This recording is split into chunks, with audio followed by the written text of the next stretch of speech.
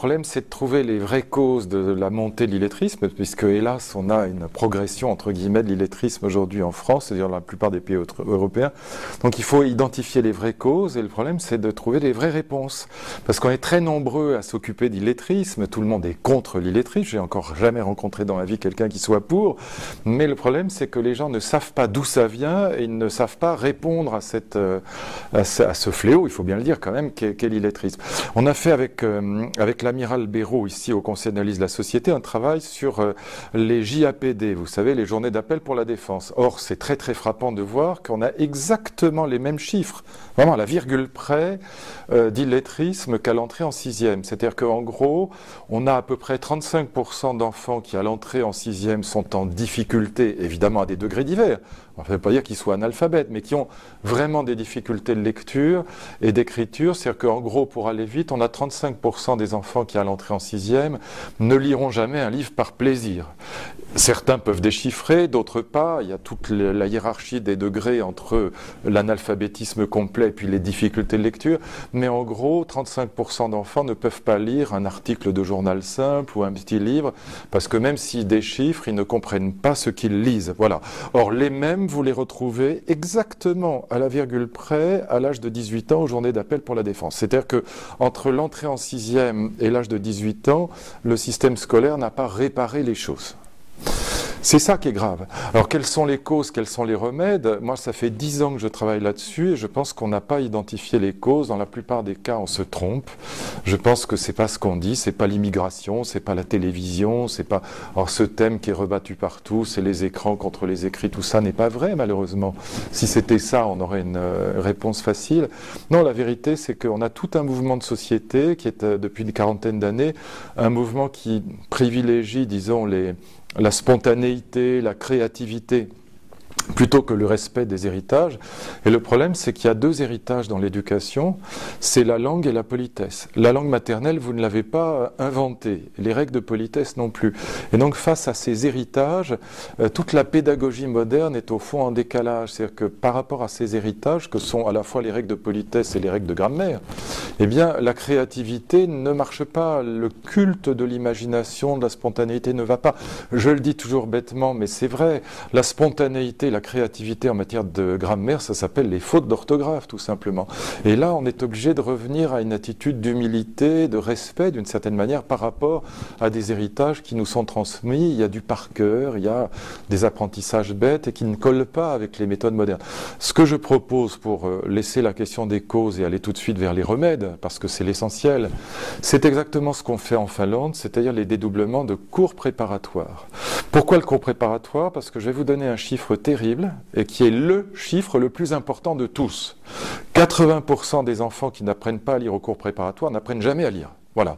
C'est ça le fond du problème. C'est que les 80% d'enfants qui n'ont pas appris à lire au cours préparatoire, vous les retrouvez en échec scolaire à l'entrée en sixième, et vous les retrouvez aux journées d'appel pour la défense, ce sont les mêmes. Autrement dit, l'échec scolaire est déjà installé au niveau du cours préparatoire. C'est ça qui n'est pas acceptable. Quand on parle d'examen d'entrée en sixième, c'est beaucoup trop tard. En fait, si on veut vraiment faire quelque chose, il faut le faire entre la grande maternelle, le cours élémentaire 1, et surtout au cours préparatoire. Et moi, je propose depuis des années qu'on divise tous les cours préparatoires en deux dans les écoles difficiles. Je vous fais une confidence, j'étais il y a quelques jours, milieu du mois de novembre, avec un certain nombre de recteurs que j'ai retrouvés, de recteurs qui étaient recteurs du temps où j'étais ministre. Et l'un d'entre eux est venu me voir parce que j'avais mis en place ces dédoublements de cours préparatoires quand j'étais ministre. C'est pas un projet que j'avais, je l'avais fait. J'avais 70 000 enfants qui officiellement sur le papier étaient dans des cours préparatoires dédoublés en deux. Pourquoi c'était important de les dédoubler en deux? Parce que ça permettait à la maîtresse, parce que c'est souvent une maîtresse, de faire la remédiation, de réparer les choses en même temps qu'elle diagnostiquait la difficulté. Qu'on ne laisse pas l'échec scolaire s'installer. C'est ce qu'on fait en Finlande, c'est pour ça que ça marche. Et il y avait des résultats très contrastés dans cette expérience. Il y avait des endroits où ça marchait formidablement, et puis des endroits où ça donnait pas de résultats épatants. Bon. Et ce recteur est venu me voir, il m'a dit, vous savez, monsieur le ministre, ça m'empêche de dormir depuis 5 ans. Je vais vous faire un aveu, vous avez été trahi par la technostructure. Dans la plupart des académies, on n'a pas fait de vrai dédoublement de CP comme vous le demandiez, et c'est pour ça que ça n'a pas donné les résultats que vous attendiez. Ce qu'on a fait, c'est qu'on a compté les CP qui étaient très très petits, c'est où il y avait 12 ou 13 élèves, comme des CP dédoublés. Ça veut dire qu'on n'a pas fait les dédoublements de CP dans les écoles difficiles, on s'est contenté de faire du chiffre, de faire croire au ministre que c'était fait, alors que ça n'était pas fait. Voilà, il m'a dit ça m'a empêché de dormir, j'ai honte parce que votre idée c'était la bonne idée, on s'en rend compte maintenant, vous aviez raison de tirer la sonnette d'alarme sur cette question de l'illettrisme, mais l'administration n'a pas suivi. Voilà, je crois que c'est ça la vraie solution, et pardon de vous le dire un peu brutalement, je pense que toutes les bonnes volontés sont bienvenues. En plus, ça attire l'attention sur un vrai fléau. Mais je pense que tant qu'on n'a pas compris la vraie cause, qui est celle que je vous dis, et qu'on n'a pas compris les vraies réponses. Et les vraies réponses, c'est celle-là, c'est ne pas laisser sortir du CP quelqu'un qui ne sait pas lire. Donc il faut se donner les moyens de ne pas laisser sortir du CP un enfant qui ne sait pas lire. Donc il faut dédoubler les classes de CP. Et je pense qu'il y a aussi une autre réponse qui est d'aider les parents, parce que l'école des parents, c'est très important. Si vous aidez les parents à aider leurs enfants, c'est formidable. Voilà des vraies réponses. À mon avis, c'est ces deux-là, les deux réponses principales.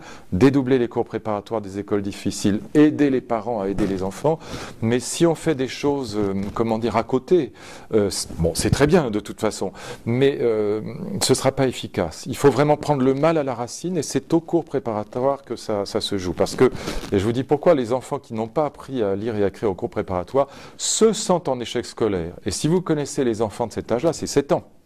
Eh ben, les petits, quand ils s'aperçoivent qu'ils ne sont pas comme les autres, qu'ils ont manqué une marche, c'est une angoisse atroce qui s'installe en eux. Les enfants, à cet âge-là, ils sont conformistes, ils veulent être comme les autres. Quand il y a un petit grain de sable, que ça ne va pas, pour eux, c'est la catastrophe. Donc c'est à ce moment-là qu'il faut faire porter le fer, et tout ce qu'on fait après est très bien, mais moins utile.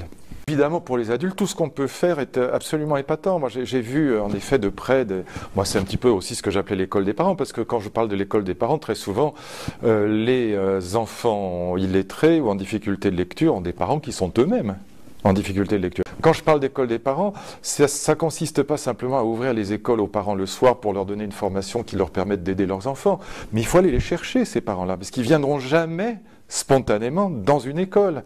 Pour eux, ça n'est que des mauvais souvenirs. Et donc, voilà aussi ce qu'il faut faire. Donc, évidemment, tout ce qu'on fait pour les adultes, c'est bon à prendre, et là, on peut rattraper vraiment les choses. Mais, encore une fois, mieux vaut prévenir que guérir. On sait fabriquer de l'échec scolaire dans l'école, mais on sait très très peu réparer.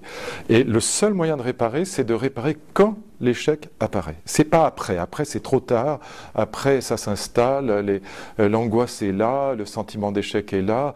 Les enfants qui sont en échec subissent une violence dont on n'a pas idée. Après, ils deviennent eux-mêmes violents. Parler, encore une fois, d'examen à l'entrée en 6e, c'est trop tard. C'est pas que ce soit une mauvaise idée. C'est juste, c'est 1000 fois trop tard. Voilà. C'est au niveau du CP et du CE1 qu'il faut travailler. Tout cela étant dit, avec, comme vous voyez, un peu de passion, parce que vraiment, c'est un sujet crucial. C'est un sujet qui me passionne depuis 10 ans, et je regrette vraiment de ne pas avoir pu rester un peu plus longtemps au ministère pour achever le travail. Voilà, j'ai ouvert des pistes, mais je n'ai pas pu achever le travail. Voilà, cela étant dit, je trouve votre initiative formidable, et je vous souhaite vraiment tout le meilleur pour vos travaux. Merci à vous.